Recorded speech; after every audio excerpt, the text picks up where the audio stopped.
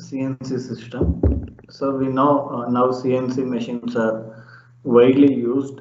Okay, so compared to traditional machines, so because they have many advantages. So traditional machines depend on skill of person who is operating the machine, whereas CNC, it depends on program and it depends on the accuracy of the machine itself.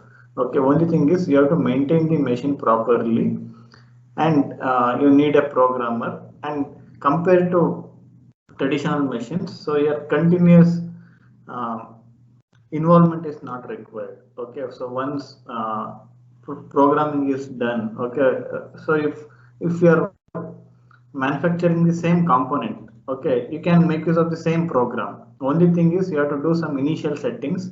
So later then, so you have to place the work part and you have to remove it if that is done manually. Otherwise, we have fully automated systems where even this material handling can be done with the help of robots. Okay, so there are elements or components in a CNC system. Input device. So that means we know CNC systems work based on the part program. Okay, so in order to feed part program, we need input device. Other than that, so we need to give some input commands. Okay, like on off, coolant on off. Okay, manually we can move. So like that, there are some input devices. Next, machine control unit. So already we discussed about machine control unit in NC systems. So here in CNC you don't find tape. Okay, so only that is the difference. So here also in machine control unit, so there will be data processing unit and control loop unit. Okay, data processing, again same function. It will decode the program. Control loop unit will convert this program into electric signals. Then driving system, it consists of motors.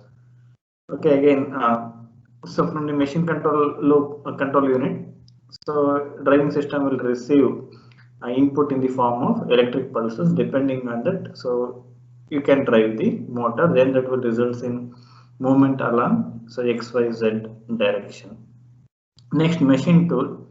So machine tool, it may be a turning tool or it may be a milling tool. Okay, so turning center or milling center, that itself is machine tool. Okay, so we consider traditionally we consider lathe, milling machine, drilling machine. So all these are called as machine tools. Okay, so here also in case of turning center, so that is for lathe. Okay, so lathe operations you can perform on turning center. Okay, so milling and drilling operations, so you can perform on milling center. So, okay, or milling machine. Next, feedback devices. So here CNC machines operate on closed loop system. So feedback devices are required. Both position and velocity feedback is required. Display unit. Okay, so display unit is required. Even you can do programming. So there is a conversation programming where you can enter the program. So there itself with the help of this human machine interface, or that consists of display also. Okay, where you can type the program that will be displayed, or during execution of the program. So in the display you can see so what part of program is currently executing. Okay, you can see the steps. Okay, when a particular step in the program is being executed, so you can see what is happening in the machine. Okay, so where material is being removed. Okay, all those things you can see. That is the display unit. So this is the general structure of a CNC machine. Okay, input device. So in order to input the part programs, input devices are used. So there are different ways in which you can input the program to CNC machine. Next, machine control unit. It consists of data processing unit and control loop unit. Data process unit will decode the part program. Okay, so it will be in the form of G codes, M codes, and incremental values in terms of X plus 500, 400, Y, Z, like that. Okay, so this part program in this form will be converted into machine readable language. Okay, so the language of the machine, or the language which machine can understand. Okay, that is a binary language. Then control loop unit will convert this decoded information into electric signals. Okay, these electric signals will be received by motor. Okay, so input to the motor is electric signals or electric pulses. Okay, based on the input, some motor will drive the machine tool, or the axis of the machine tools will be driven based on the input to the motor. So next, there are some miscellaneous functions in the program. So like coolant on, coolant off, okay, spindle on, are there spindle speed, okay, or feed, depth of cut. So all these things will be inserted in the program. Okay, so these are miscellaneous functions. Okay, coolant on, coolant off. Okay, so these are some examples of miscellaneous functions. So that also will be part of CNC programming. Next, feedback devices. Okay, so for that we are using position feedback and velocity feedback. Okay, so again, it is a closed loop. Okay, if there is any differences in the value, okay, so the machine has to adjust itself. Okay, so you will give some specific feed rate. Okay, again, so there must be some measurement. Okay, whether so actually whether the machine tool is operating at that particular feed rate or not. Okay, so that will be evaluated using the feedback devices. Next, display unit. Okay, you will come to know what is happening with the help of this display unit, or even while inputting program also, if it is a conversational programming, so you make use of display unit, or else also you will get some details regarding the position. Okay, so along x, y, z axis, and also which part of the program is being executed right now. So all those information you can see, or if there is error, even that will be displayed. Next, input devices. Okay, floppy disk drive. This is an outdated input device, so it is not used at present. Okay, earlier, so we used to make use of floppy disk drive. Okay, for storing information. Now instead of using this floppy disk, so we use either pen drives, okay, or external hard disk. Okay, so this is an outdated one. Earlier, so it was used. So now also we make use of USB flash drive like pen drives. Okay, serial communication, Ethernet communication, conversational programming. These four are relevant even today. Okay, first one is outdated.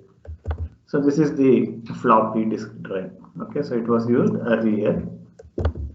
So this is pen drive. Okay, so you can insert program with the help of pen drive. Since you can generate program using CAD models. Okay, if you prepare a model using CAD, okay, you can convert that into a program. Okay, so then that can be inserted to CNC. So for that you make use of this.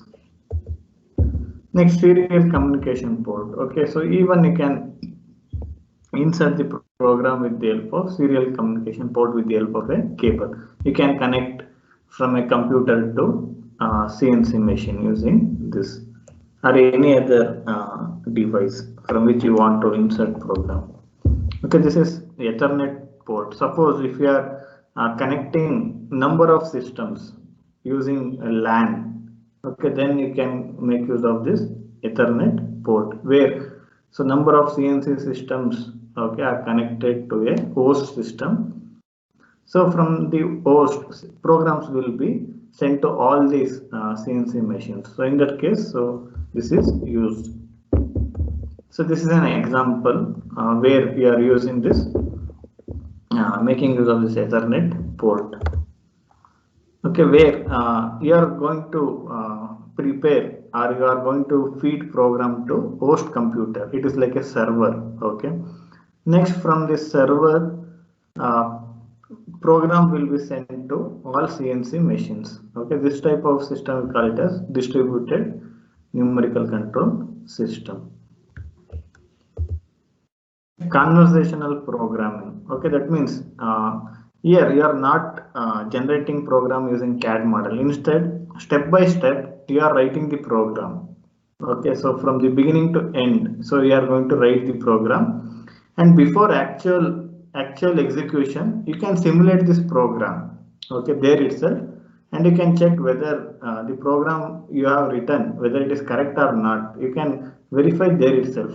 So there will be a simulation mode. Okay, there you can evaluate it. So even if you are interested to learn about programming, okay, so you can there are two widely used programming by two companies. One is Fanuc and another will be from Siemens. Okay, from Siemens there is Cinumeric. Okay, so there is a software available, even it is available with me. So if you are interested, you can take that software, you can download in your laptop, and you can practice programming. Okay, so then there itself we can simulate. If you want to learn programming, you can learn it with the help of your system. You need not have a CNC machine to learn programming. Okay, so you can learn with the help of software, and with the help of your laptop you can learn programming. Then for actual execution you need a CNC programming. Okay, there you need to do a lot of settings. Okay, so that's why usually CNC machines simply no one will give you a machine to operate. Okay, because it requires a lot of preparation. Okay, so you must be properly trained. Okay, so then only you will get confidence. So you cannot do trial and error in the machine. Like, so in lathe machines, so for students also they will allow you to make use of lathe, but CNC, okay, so hardly you will get an opportunity to work on CNC. Okay, even in training programs also, you will get only demo, because if you do a small mistake, okay, the cost of that mistake will be huge, considerable cost. Okay, so that's why. So if you are interested to learn, you can learn CNC programming. So using the software. Okay, even you can use other softwares or other approach also. Okay. Next, so in our college, so in turning center we use Cinumeric, that is from Siemens. So for milling we use Fanuc. Okay. So there are some differences. So even one who knows programming using Cinumeric, he will find it difficult to do programming on Fanuc. Okay, so that is the one more problem. Okay. Machine control unit. So it is same as most of the functions are same as NC system. So it also consists of data processing unit and control loop unit. So interprets and encodes the part program into internal machine codes, that is into binary language. So interpolator calculate the intermediate positions of the motion in terms of basic length unit. So in previous class also we discussed about interpolator briefly. Okay, so you are specifying start and end points, but so the cutting tool should be moved in a particular path. That path will be decided by interpolator. So this interpolator will execute a particular algorithm that will decide the path in which the tool has to move. That is the function of interpolator. So based on initial points and end points, okay, so it will calculate in between points where the cutting tool has to move. Next, control loop unit. Data from the data processing unit are converted into electrical signals in the control loop unit to control the driving system to perform the required motions. Other functions such as machine spindle on off, coolant on off, tool clamp on off are also controlled by these units. So these are the miscellaneous functions. So for this, so you have particular code. Okay, so there are G codes, M codes. For every code there is a meaning. Okay, in the machine you will, when you go in front of a machine, so there will be a list, okay, attached to the machine. So there you can get this G and M codes. Okay, so the spindle on, spindle off, there will be a particular code. So you have, when you insert that code in the program, okay, when that particular line is being executed, the spindle get on. Okay, similarly, if you insert that code during the execution of that code, the spindle get off. Like that, it will work. Driving systems. So usually electric motors are used to drive. Okay, so drive are used to drive the axis or movement along to get movement along X, Y, Z. So we make use of electric motors. So they are the drivers. So driving system, it converts the electrical command signals to mechanical motions. The accuracy and repeatability depend largely on the characteristics and performance of the driving system. Driving system may be hydraulic or electric motors, but so electric motors are generally used. So hydraulic motors, rare cases, so not in CNC, but for other applications. So we make use of hydraulic systems. The motor is coupled either directly or through a gearbox to the machine lead screw to move the machine slide or spindle. Okay, if you want to increase the speed or velocity, so you make use of gearbox. So otherwise, so you can directly couple it to lead screw. Next, machine tool. This can be any type of machine tool or equipment. So like lathe, milling machines. That means it may be a turning center or milling or machining center. In order to obtain high accuracy and repeatability, the make of the machine slide and the driving lead screw of a CNC machine is vital. Okay, in case of CNC machine, ball screws are used instead of conventional sliding movement. So that is replaced by ball screw. Okay, so in module 2, we are going to discuss about this in detail in construction features of CNC. We are going to discuss about this ball screw. Okay, so there are many advantages. Okay, and there are many considerations. Okay, how we are able to achieve this accuracy and repeatability in case of CNC, where it is not possible in the case of traditional machines. So that we will discuss in module 2. Okay, in order to obtain high accuracy and repeatability, the make of the machine slide and the driving lead screw of a CNC machine is vital. So in CNC, we make use of a ball screw. Okay. Device. In order to have a CNC machine operating accurately, the positional values and speed of the axis need to be constantly updated. So for that, we make use of feedback devices. Example of position feedback device is encoder, velocity feedback device, tachometer. Next, display unit. Interactive device between the machine and the operator. It displays the present status such as position of the machine slide.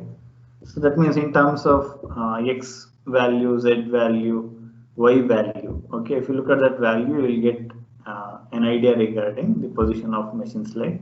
Then spindle RPM, feed rate, and then part program and which part or which line is being executed. All those things you can see in the display. Okay, this is an example of display. So here, this is a part program. Okay, so here you can simulate it before execution. So these are used to write the program. Okay, and there are many options. So these are the settings. Okay. Next, drives. Okay, so we already this complete the components or elements of CNC briefly. Okay, so next, this is a next topic, drives. Okay, so in order to drive or in order to get movement, okay, so we can make use of different types of driving systems. Okay, it can be hydraulic or electric. Okay, in electric, so there are 3 types of motors: direct DC motors, AC motors, stepping motors. Okay, again AC and DC. So you have in DC motors a brushless motor and motor. So in AC, so we have synchronous and okay, so induction motors. First, hydraulic systems used for driving high power machine tools and industrial robots. Okay, so in previous semester we discussed already you know about hydraulic systems. Okay, so these are used for driving high power machine tools. So that means for high load applications, so you make use of hydraulic system. Suppose if you want to handle heavy load, so then hydraulic systems are suitable.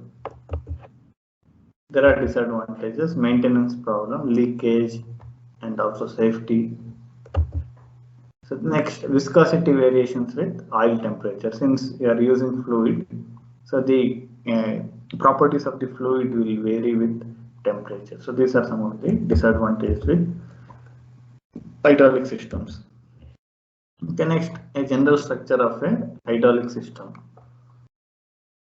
So here, so you are using hydraulic motor to drive a lead screw. Lead screw is coupled to shaft of the motor.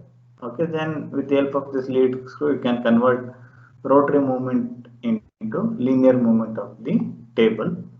So in hydraulic system, so you will have a tank for storing oil, that is the sump tank. Next, this hydraulic power supply, it consists of pump, motor, filter, okay, then valves. Okay, so that is it is a complete hydraulic circuit. Okay, so components of hydraulic circuit are considered as hydraulic power supply. It includes, as I told you, some motor, pump, okay, then valves, filter. Okay, next, servo valve means, so it is like a direction control valve. Okay, that is the servo valve. Next, so you are going to supply this uh, pressurized fluid to motor, then the motor will rotate and that will result in rotation of lead screw. So actuating signal, again, if you are using solenoid valve, okay, so electric signal will actuate this direction control valve. Okay, that is the actuating signal. Next, so we are going to discuss about these in detail in upcoming slides. Hydraulic power supply. Okay, already we are familiar with hydraulic circuits. So motor, pump, filter. So in case of hydraulic, so we are going to recirculate the oil. Okay, so before reusing it, so we need to remove impurities. For that, filter is used. Next, check valves in order to avoid reverse flow of fluid. So check valves are used. So pressure valves to regulate the pressure. Accumulator, suppose, so in order to compensate fluctuation in the demand, okay, demand for this fluid in the line, so you use accumulator. So here extra fluid will be accumulated. When it is required, it will be supplied, okay, to the line. That is function of accumulator. Then fluid will be supplied to different lines. So if there are, you can get both linear movement and rotary movement. If you want linear movement, you can use cylinders. If you want rotary movement, you should use hydraulic motors. Hydraulic power supply. Source of high pressure oil for the hydraulic motor and the servo valve. It consists of pump for supplying high pressure oil, then motor for driving the pump, then filter to remove impurities, check valve to avoid reverse flow. Next, pressure regulating valve, control supply pressure to the servo system. Next, accumulator for storing hydraulic energy, nothing but fluid, and smoothing the pulsating flow. It supplies peak requirements. Then peak means when there is more requirement, so for for the line, okay, depending on the application. So accumulator will supply that extra fluid required to perform a particular operation. Next, servo valve. Electro-hydraulic servo valve controls the flow of the high pressure oil to the hydraulic motor. So here, if you want to do calculation related to flow rate of oil, you can make use of this equation. So Q is equal to KV into V. So KV is the valve constant and V is voltage. Next, sump, it is used to store the oil. Used oil returned to sump or tank and it is fed back to the hydraulic power supply. Next, hydraulic motor. Hydraulic motor or actuator is either a hydraulic cylinder for linear motion or a rotary type motor for angular motion. So there is one more equation. If you want to find speed of the motor, so you can make use of this equation. If you know constant K, so then flow rate of oil through the valve, you can find out motor speed. Okay, these equations are useful when suppose this may be helpful during your project work. Okay, where for selection, when you are selecting motors, okay, you need to make calculations. Okay, why you have chosen a particular motor? What is the criteria for choosing that motor? Okay, like that you have to justify. At that time also you have to make use of these equations. Next, DC motor. So the DC motors allow precise control of the speed over a wide operating range by manipulation of the voltage applied to the motor, suited for driving the axis of small to medium sized NC machines and robots. Okay, suppose so DC motors, so here for DC motors, so you are supplying power from batteries. Okay, for AC motors, so they are supplying from the power line. Suppose if you want to make a robot, okay, so which is operated using wireless. Okay, if you are using wireless technology to navigate robot, then DC motor is the obvious choice, where you need not use wires to provide electric power. Okay, so instead you can go for DC motor. There are many other considerations. That is one consideration. DC motors, so these will receive power from batteries, and there are comparatively there are disadvantages with DC motors also. But advantage is, so compared to AC motors, so controlling speed is easy. Okay, so you can control speed accurately. That is, precise control of speed is possible in case of DC motors.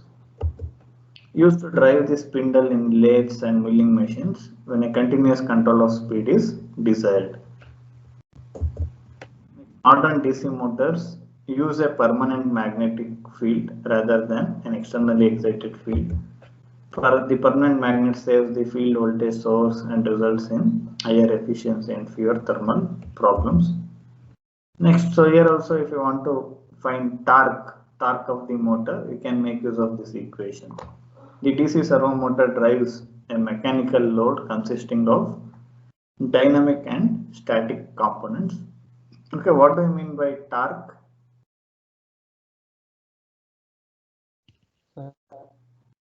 That rotating force. Okay, so it is the force required to rotate an element, okay, a mechanical element. So in order to rotate it, so what is the force required? Again, it depends on movement of inertia. Okay, so what do I mean by inertia?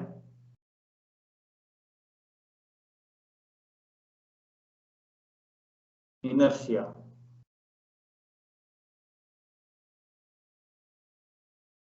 Okay, for this there is a very general example for this inertia. Okay, so suppose if you want to get out of a moving vehicle, okay, how you should get out of it? Even if it's a train. Any changes? Sir? While leaving the train while it is moving, we have to run for some distance, and it will reduce the acceleration, which is again, there also the inertia come into play. Okay, it is a tendency to be in the same state. So train move ಆಗ್ತಿರೋದ್ರಿಂದ ನಮ್ಮ ಬಾಡಿನೂ ಆ movement adjust ಆಗಿರುತ್ತೆ. Suppose ಅಲ್ಲಿಂದ ಹೊರಗಡೆ ಬರ್ಬೇಕಾದ್ರೆ ನೀವು ಇಳಿಯಕ್ಕೆ sudden ಆಗಿ ನಿಂತ್ಕೊಂಡ್ರೆ, so we will fall. Okay, so because our body is also want to be in the same state. Okay, so similarly here also, if a mechanical element is stationary, okay, it tends to be in that state. If something is running, okay, it tends to be in the state, so that is called as inertia. Okay, here in this case, so motor wants to rotate a stationary element. Okay, so for there also, so it has to break this inertia. Okay, so that's why we are considering this moment of inertia, where T is the torque in Newton meter, then J is moment of inertia of the motor and load, then W omega is angular velocity, then Ts is static load due to friction and cutting forces in NC systems. Okay, this is the equation. Again, these equations are useful when you are making a decision regarding which motor should be selected. For that, you should know, okay, what is the torque requirement. Based on that, you can make a decision. So there you need to make these calculations. So if you know these things. Next, speed equation is given by, so this is one more equation where tau m is the mechanical time constant of the loaded motor. Okay, this is that. Okay, next, this mechanical time constant is given by this equation. Okay, so J is moment of inertia, R is resistance of the armature, so KT is torque constant, KV is voltage constant. Okay, so what do I mean by this mechanical time constant? Okay, next problem, we are finding this mechanical time constant using this equation. Okay, tau m is equal to JR by KT KV. Using this equation, okay, so here you have all these values. So moment of inertia given 0.19. So lab means, so it is pounds. Okay, it is the unit of pound. LB inches second square. Okay, so this is the moment of inertia. Then you have resistance value 0.41 ohms. Next, so you have KT and KV values. So you are substituting and you are getting this mechanical time constant as 13 milliseconds. Okay, by this what you can understand, why you need to find out this mechanical time constant.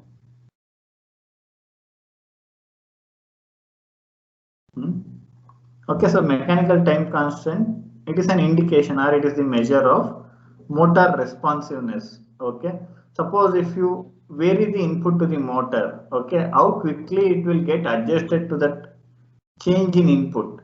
Okay, how quickly a motor will respond to variation in input. Okay, that you can understand with the help of this mechanical time constant. Okay, 13 milliseconds means, so this is the time motor is going to take, so to respond to the change in input. Okay, so for that we may, this is useful.